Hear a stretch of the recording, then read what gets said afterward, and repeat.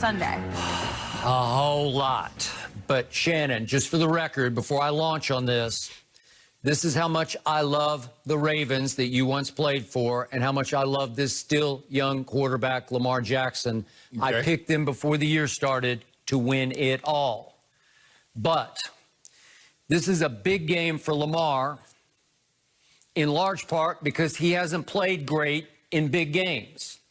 This is becoming almost a legacy game for Lamar, only because if he plays poorly again in another big home game, especially in his first matchup against Big Ben Roethlisberger, I'm afraid people are going to start talking. I'm afraid people are going to start asking the question, Lamar, why can't you live up to your MVP caliber status in the biggest games? Because what do we know so far about Lamar, who obviously did win last year's MVP? Well, he's played 2 home playoff games. He's pretty much stunk in both of them.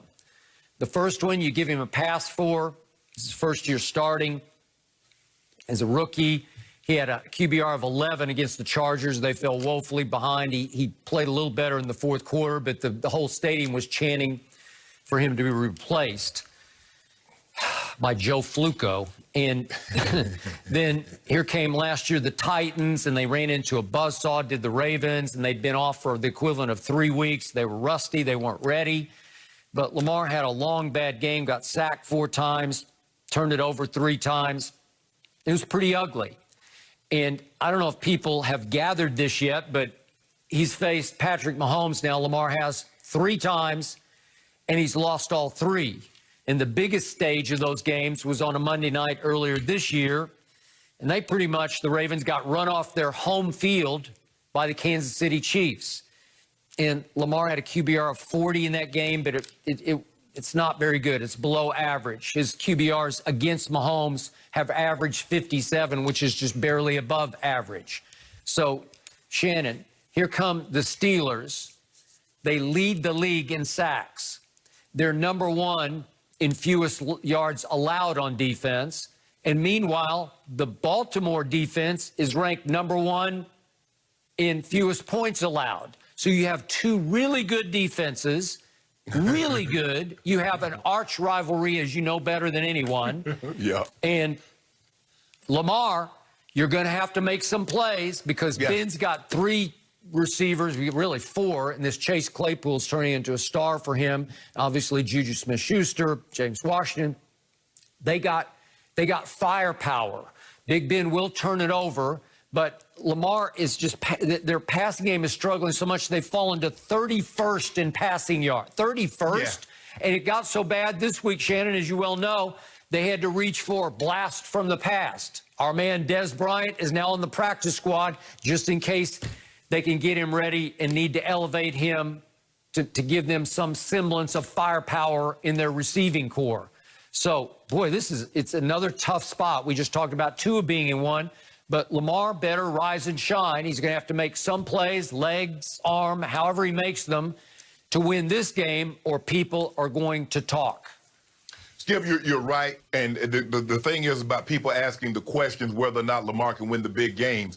As long as Lamar doesn't start to ask those questions of himself, can he win the big game, he'll be just fine. Skip, if you remember the first time that he faced Mahomes, they actually should have won the game. Yeah, Mahomes had to complete a 4th and 10, and he threw it 30, 40 yards down the field to Tyreek on 4th and 10, and he completed a touchdown on 4th and 3. So it took 2 4th downs in order for Mahomes to win.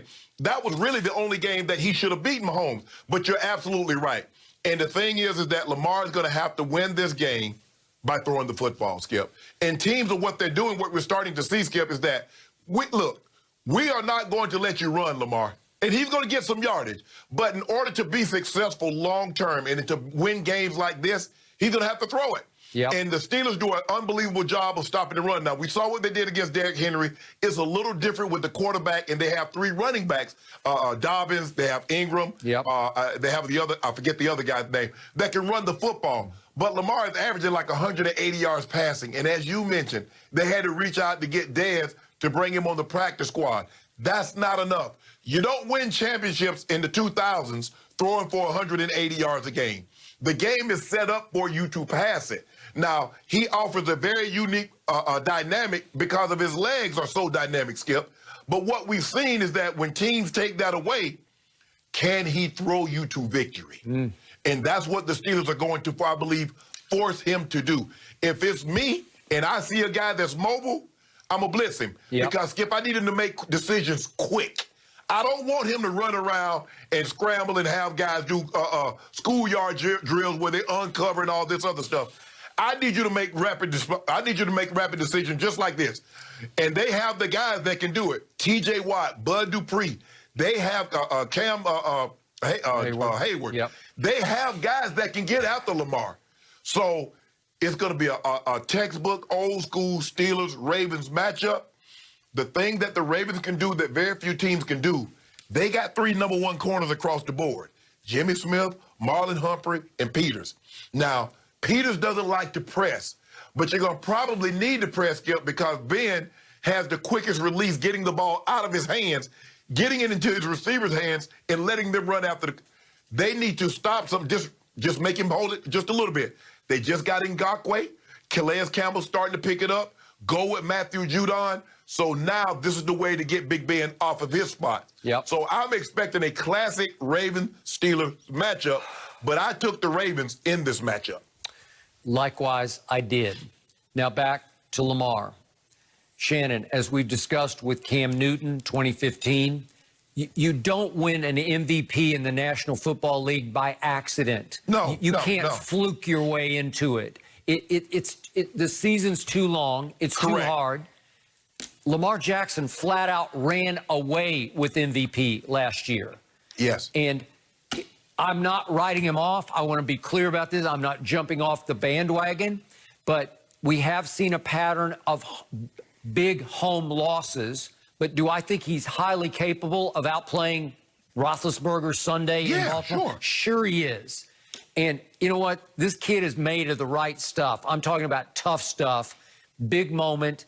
I believe he will rise and shine in this game, but it's time, and the clock is ticking. So I do think there's a whole lot of heat on him, and I think he'll deal with it. Skip, I don't know if people remember this. He led the league in touchdown passes last year. In a league with Aaron Rodgers, Tom Brady, Patrick Mahomes, Russell Wilson, he threw more touchdown passes than all of those. So as you said, it's not an accident. If you have that level of consistency over an entire season, Skip, we've seen guys have a good month. We've seen guys have a good 2 to 3 games. This dude was unbelievable, and you factor in 1,200 rush yards. Yeah, he deserved that award. But in order for him, he's going to have to get better. He's going to have to take the next step like Russ did. Russ relied on his leg in a running game. He did. Russ progressively got better and better. And this is where I give the kid Kyler. I believe he's ahead of Lamar throwing the football. And that's why, Skip, when these general managers that were polled, if you had to build a team with someone 25 years of age or younger, you would take Kyler because of his ability to throw the football. All is not lost, but Lamar knows he's going to have to get better and better and better if he ultimately wants to get what Brady got, what Mahomes got, in that Super Bowl wins. Well, obviously, I believe Lamar throws it well enough to go win a Super Bowl because I predicted that, and I stand by it. All right. Lamar can step it up this weekend, and someone who always shines in big games is Tom Brady. Has his magical October made him the new MVP favorite? Michael Vick joins us next.